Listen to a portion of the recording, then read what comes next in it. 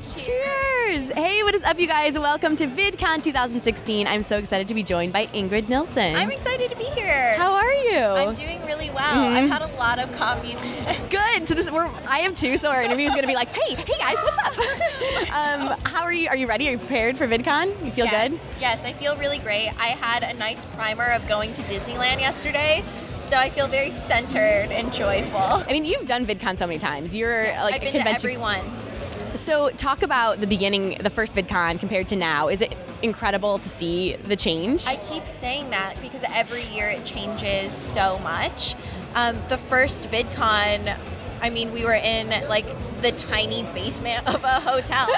I love that. And I think there were just over maybe like 1,000 people there, and it was so small. I remember like not knowing anybody, and to have it turn into this where we're taking up an entire convention center. Insane. It's insane. The first time you uploaded a video on YouTube, did you ever think it would be something that would open up so many doors for you? No.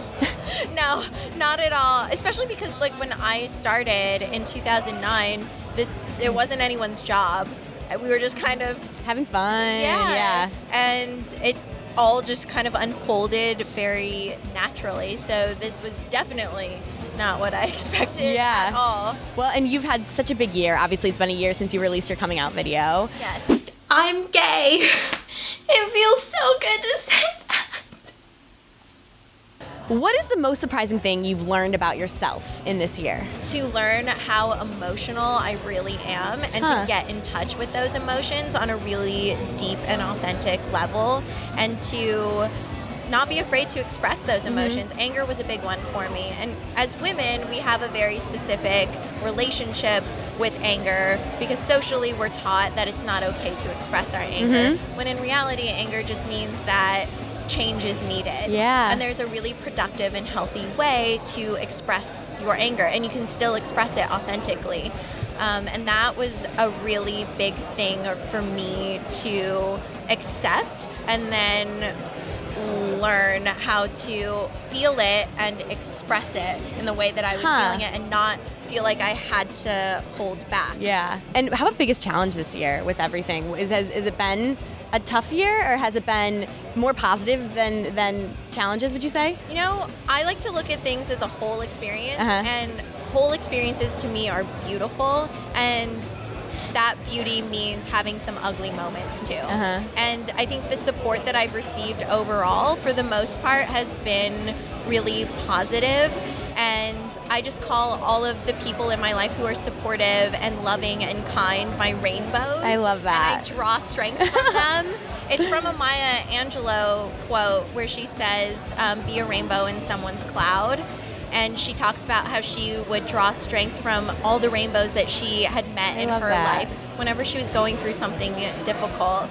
And that's kind of how I've been living my life, choosing to be a rainbow in someone else's day, like just smiling at someone or just doing something kind because you can, and just seeing how it can make all the difference for somebody. Well, and I love it because I remember when you first posted the video, I remember reading through the comments and seeing these, younger kids say, like, thank you for posting this. You are helping me out. You're giving me the strength. That's got to be such a powerful thing to know that you're helping other people who maybe or might be afraid to come out. That's got to be so powerful. It's big. It's big and it's powerful, and it's something that I don't take for granted because I recognize that behind every comment is a soul and a life, and it means so much to me that people feel safe to express that part of themselves to me, and it's something that I really cherish and value. So good, and obviously for you have such a platform and you have such a following.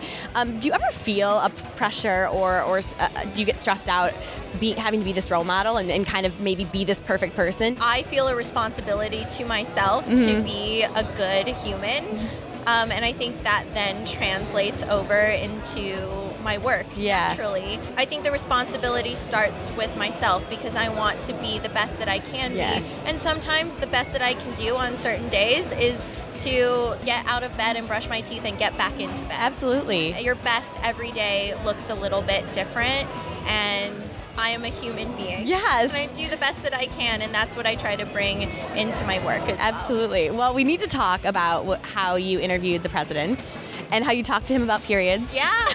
What am subjects. First off, how on a scale of 1 to 10, how nervous were you? Oh my God. I don't know if I've ever been so nervous in my entire life to ever speak to somebody. Aside from coming out, like that was a moment where I was like, oh my God. Well, yeah.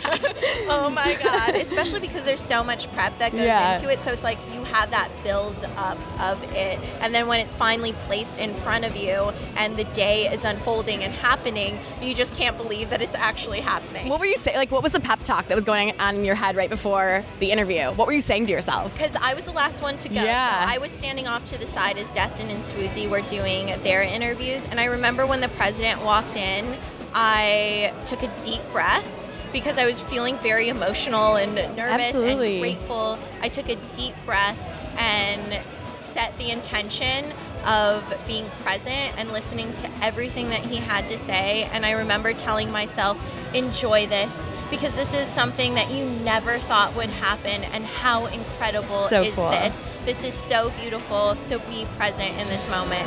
And that's what I did. So good. And I love that you talked to him about periods. I was shocked to learn that pads, tampons, and other menstrual products are taxed as luxury goods in 40 states. Yeah. What was it like to have that reaction, the reaction he gave you? Because you sort of educated him a little bit. Like he sort of had no clue. I want to know, why do these items continue to be taxed? I have to tell you, I have no idea why states would tax these as luxury items. I suspect it's because men were making the laws when those taxes were passed. Yeah, I was shocked that he didn't know, because you would think, as a leader, this would be something that would kind of be, something that they would know, but it is something that was like buried so deeply. It's one of those laws that just everybody like floats over it. And I didn't find out about it until, I think it was several months prior to that interview, and I was shocked. As someone who has a period, I didn't know about it. And so he didn't know the question was coming, and so I was really impressed with the way you stumped the president a bit. And I was like, oh my God, did I actually just do this? Oh my gosh. But it was so incredible to see his response and how he was right there with me in terms of, this definitely should not be happening. Yeah. This is not okay. Has there been movement with it at all, or what's kind of the next step? Yeah, there are people in these states that are really pushing for reform, but we still have a ways to go. It's really on all of us to band together and change these laws, because like I said to the president, I don't know anyone who has a period that considers it a luxury. Absolutely. I love that line. I was like, right on. I was like, I don't know anybody. I don't know anyone who has a period that thinks it's a luxury. Because I think that's fair to say. Michelle would agree with you on that. Yes. And speaking of change, you also partnered with the UN to be a change ambassador for gender equality. What's that been like for you, that experience? It's been really incredible to work with the UN and to have them provide a platform of support to talk about something that was already so important to me, and to give me more space to do that on a bigger scale. And I am so happy to see how inclusive they want to be in terms of gender equality, because my main message going into the UN, I remember when I had my first meeting with them, I would not leave that room until we were all in agreement that it would be an inclusive space for gender equality and not just about cis women's equality. That's awesome. That's really great. One thing I know that your fans really like is your relationship with Shay Mitchell, and you guys have become friends. Yeah. How did that come about? So this is really awesome. Shay actually saw my coming out video. She told me that her co-star Ashley Benson had seen my video and told her to watch it. Wow, that's cool. And Shay just told me, she asked me out to get brunch, and she told me in person that she was really touched by my message, and because she plays a gay character on her show, it really resonated with her, and it was just really cool that she reached out and wanted to meet me and so good. like eat with me and just talk about what I had been through and to connect with her on a human level. It was just so That's cool. awesome. Were you a PLL fan? Oh my gosh, I was such a big, I still am a big Pretty Little Liars fan. So I was like, oh my gosh. And I was telling her like how amazing it was for me as someone who was in the closet to have a character like Emily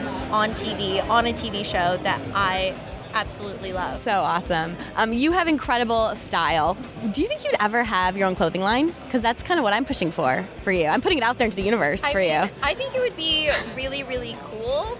I'm not sure exactly what I would do. I think anything. Lots of stripes, I think. Yeah, lots of. I love stripes. Yeah. It would have to be comfortable. There would be stripes, and I think it would be pretty minimal and simple. Yeah. And I would love to have something that anyone could wear. Like it's not just for like women. Unisex. Yeah, I would love to have clothing for everyone, so you can see one thing and know that it would work for anyone, no matter how you choose to express I like yourself. that. So maybe in the future. Yes. I'm putting it out there. Yeah, we'll put the attention out there. Let's put it out there. We'll see what happens. What's next for you? Like, what's something you want to accomplish in the future? I really want to write a book. I think you should. Yeah. Do you know what it would be about? It would be about sharing.